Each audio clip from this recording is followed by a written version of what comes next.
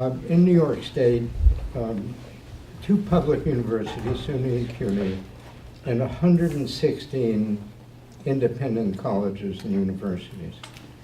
The independent sector educates 40% of all college students, and I count in the denominator the community colleges, which, of course, none of which are private. The independent sector grants 51% of all baccalaureate degrees. So about half of all four-year college students are in the independent sector. The governor has proposed a so-called Excelsior Scholarship to make college free. It applies to tuition and mandatory fees. He has estimated $165 million for that. There is in New York a tuition assistance plan grant that goes up to about $5,000. It's available to every New York resident that comes from a family with an income of $80,000 or less, and that's true of both the publics and the privates. The Excelsior grant would go only to students at SUNY and CUNY. So they're not doing anything for all of the students, and the income level would be raised to $125,000. So that proposal would do nothing for the students. There are about 80,000 lower income students at independent colleges and universities eligible for the TAP grant. The Excelsior grant would do nothing for those students. So while the governor has sort of posed this as an issue of public universities versus private universities, this is really all about the students. I think the governor's impulse here to expand access to higher education is absolutely fantastic. I think the plan, though, will have negative effects on many students, including the many kinds of students that my college, Mercy College, serves. I think there is a misunderstanding in the public eye that all private institutions are like Columbia and Cornell. Mercy College, for example, serves predominantly low-income students. More than 70% of our students, our freshman students, are Pell eligible. That means they're coming from the lower quartiles of family income.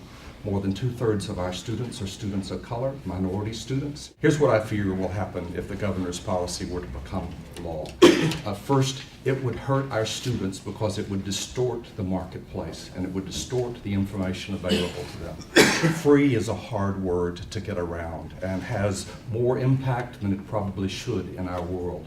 I'm worried that students who currently are coming to Mercy College and are paying $1,100 a year after state and federal and our own financial aid would be tempted to go to a public institution where they would have larger classes, fewer instructors, and less chances at success. And I don't think that's good for New York. One of the things that I think the governor has said on many occasions, he wants to lift up all parts of the state.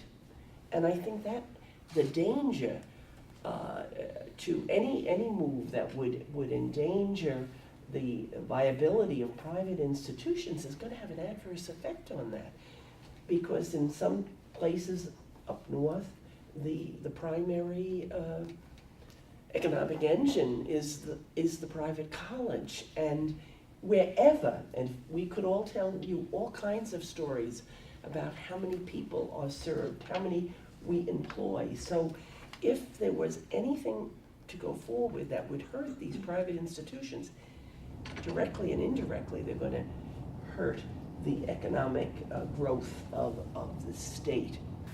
But this will be an existential threat for some of them who are already struggling with declining enrollment, the competitive disadvantage that this would put them in. For some, they won't be able to withstand it. But for virtually everyone, there will be a loss of students. You had a Georgetown study that suggested, with Hillary's plan, that there would be anywhere between a 7% and a 15% loss of students. That equates to a loss of revenues, a loss of jobs. If you look at what the private higher education sector brings to the economy, in many parts of the state, we are the economy. You've heard a lot of numbers. I think I want to put it in a slightly different context. Collectively, the colleges and universities represented here present opportunities for students that don't exist. If you take us out of the equation for a moment, if you imagine for a moment that the governor's proposal would be putting away all the liberal arts colleges and universities around the table here and many others out there, both the really bright student, the entrepreneurial student, the student who needs a faculty member to encourage her or him to pursue a particular project, that can be done at the kinds of institutions that we represent here.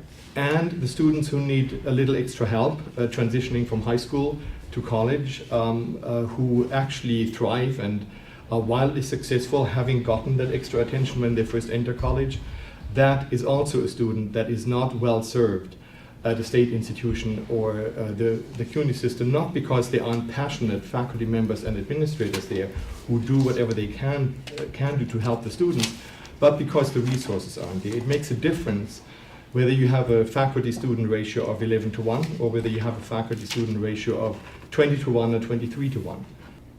Any move to limit choice of which college you can attend, I think is a move in the wrong direction.